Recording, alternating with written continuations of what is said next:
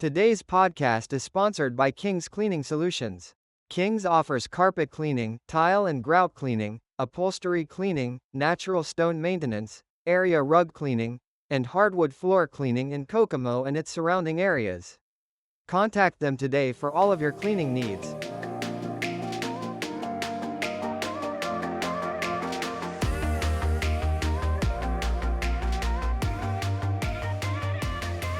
Welcome to another edition of The Lamp. I'm Pat Munsey, publisher of the Kokomo Lantern, and this is part of our ongoing political coverage leading up to the November 5th, 2024 election, which is a countywide election as well as a national election. So yeah, you're going to vote for president and for Congress and all those things, but you're also going to vote for local elective office. And I need you to go all the way to the bottom of the ballot for this next race. It is your Kokomo School Corporation Board of Directors. And I have with us today a candidate for one of the board seats, District 2, Karen Sosbe. Karen, thank you for joining us today. Thank you. I'm glad to be here. Yeah, and Karen has been on the school board for 14 of the past 16 years. She's obviously rather invested in guiding the school and helping the kids. And you're running again for another term. Tell me really quickly why you would like to be reelected. I would like to be reelected because we have got a good thing going so far. We're able to give the kids things that they need and things they don't know they need. And we have the, and also because, I'm getting nervous. It's okay. Because. Well, hold on a second. Let me screw up real quick. Okay. Here you go. Are you better? you can't do worse than I do. And I taught for 30 years. And at the time that I quit teaching, it was due to sickness. And I was going through some things, and I noticed that things in Kokomo could have been better. And so I thought, if I can make the school board, I'm going to try my best. Okay, so not really realizing what a school board does, I got elected, which I was very grateful for, because the school board only does three things. Hire and fire the superintendent. We accept policy, and we set the policy, and also we pass the budget. We passed the budget. Fortunately, on the budget part, we don't have to really do much of anything. We've hired some really competent people to do it. And if there's a question or something that our person that does the budget wants to know, he will come to us and ask. And then we discuss that, and then he goes back and takes care of it for us and then presents it to us again. Hiring and the firing of the superintendent, that is a no-brainer. We think we've got the best superintendent around. I mean, just beyond a doubt. And I'm going to put a little plug in for him, too, because he's a former student of mine. Oh, well, there you go. You would know. And he does an excellent job. And he is so much for the kids. It's really, really great.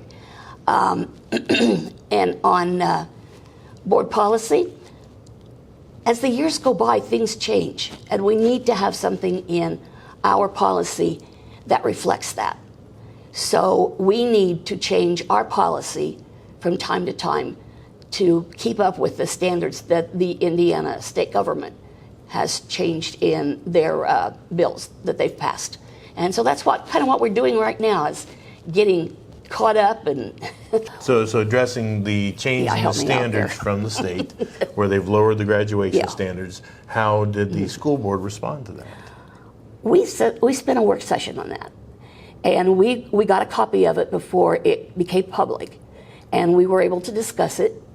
And I don't think there was any of us that really liked it, the way they had lowered the expectations. And fortunately, the way Dr. Sargent has our things planned, that we were already following, the plan that the state government wanted us to. But we had some extra things in there too. And we've got things like the Career Academy. Most schools don't have those. So we can offer things like cosmetology. We can offer veterinary training as for the helpers. Crime, we have one of those. And we also have a wonderful culinary institute where the kids set the menus and they fix them, and you can go there and eat. We have a cosmetology lab where you can go get your hair done or get your hair cut, whatever. Yeah, I'll get right on that. Yeah. You could maybe have the hot towel treatment there. Right, yeah. And if you have arthritis, they've got the wax baths. You can stick your hands in, and it feels so good. All right. But we feel like we're really helping the kids around here, plus the county schools. We have several county schools that buy into it, and they come there.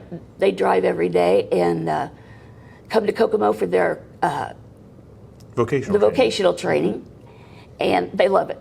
The kids love it. One of our big ones is welding. Oh, sure. And some of the kids, one of the kids came back not too long ago, and he asked his teacher, he said, "Mr. So-and-so, how much do you make?" And so he told him, he said, "Well, I'm making in the 100s. Well, being a welder, I don't doubt that a bit. Yeah. So he got his training here in Kokomo. So that was a good thing. Mm-hmm. And we're really proud of that. Sure.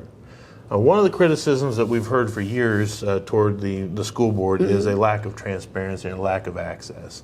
The public can attend but can't comment, that it's difficult to get on the agenda and have your issues heard. Do you believe that is a fair criticism of the board, and how do you view public access to the board? I don't think there's a problem there, but evidently a lot of people say that there are, so there must be. Everything that we do is documented through the minutes of our meetings, and starting in December, we're going to start the public television access, so that the public doesn't have to leave home. They can watch our meetings from sitting in their chairs, and they can see everything that we do. And I know Dr. Sargent he tries to be very, very transparent in what he does, because it's tax dollars, and the people have a right to know that.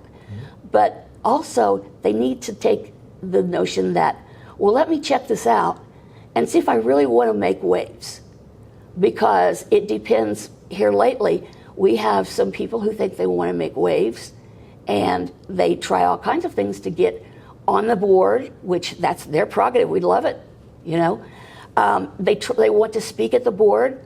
We have rules and regulations for that. You're welcome to speak and talk about any subject that is on our agenda for that night. You're given a time allotment. Okay, that's to save everybody a headache. But these things were all set up by the state. So we're just following, what state says. Now, have we had some disruptive parents? A couple of instances I can think of. But they've been handled very, very well, because we do have security there. And we like to hear the parents' comments. We love to listen to the teachers. What do you need? Mm-hmm. And being a teacher for 30 years, I know you don't make much money. That's for sure. And when you're married to a firefighter, you make even less. But last year with the ESSER funds, Dr. Sargent was able to save where we were going with those, and we were able to give the teachers and the bus drivers and our employees a nice raise, or I should say a stipend. Oh, okay. So if reelected, tell me one thing that you would like to accomplish in your next term. I would like to accomplish some of the things that we haven't finished yet. We worked and made the school first. We changed the classrooms. We changed the lunchrooms so that they would be farther back in the school, so people couldn't come in without being noticed. And that's for the safety of the kids. We also then we took upon ourselves to do the football field. And we overhauled it, built a brand new grandstand, and we're in the process, or I think it's done now, of putting the seats for the opposite team on the other side. So now they have nice seats. And we also built new locker rooms, so the girls don't have to use the boys and vice versa. So we did that second, because that was the most important thing to us. was that our schools are. And we offer dual credits, which I'm really, really proud of the students. They really like the campus. They don't tear it up. They're very respectful of it. And they even have some of the work put in themselves, because like if you go out to Couts Field, you'll see the iron work out there. And in the welding class, they came up with some of the ideas for the K, and they did all that themselves. Okay. So they have interest in it. So that's the kind of stuff that you would like to continue to promote if reelected then? Yes, and to stay up with things as they are changing on the national level. Hopefully our Department of Education is not done away with, but it probably will end up being limited to certain things. But I'm sure it's going to be for the best of the kids, and we just want to follow that and make sure that our kids here in Central Indiana and Kokomo, have the best that they can. All right, very good. Well, there you go. You get a little insight into what's going on with the Kokomo Center School Board. That's an old term. The Kokomo School Corporation Board. They changed their name a few years ago, and I slept. So, but you will find that race at the bottom of your ballot. Make sure you go all the way down to the bottom. You're going to find Karen Sosbe's name there. If you like what you heard from her, then you can give a little check on that and move on down the road. But please make sure that you're voting in all those races, because every one of them does matter to you, whether you realize it or not. Do a little research, become educated, and get involved in the process. That is your duty as an American citizen, and I'll be proud of you if you do it. So thank you for taking the time to listen. We'll have some more of these for you to take a look at before Election Day. But in the meantime, please be good to each other.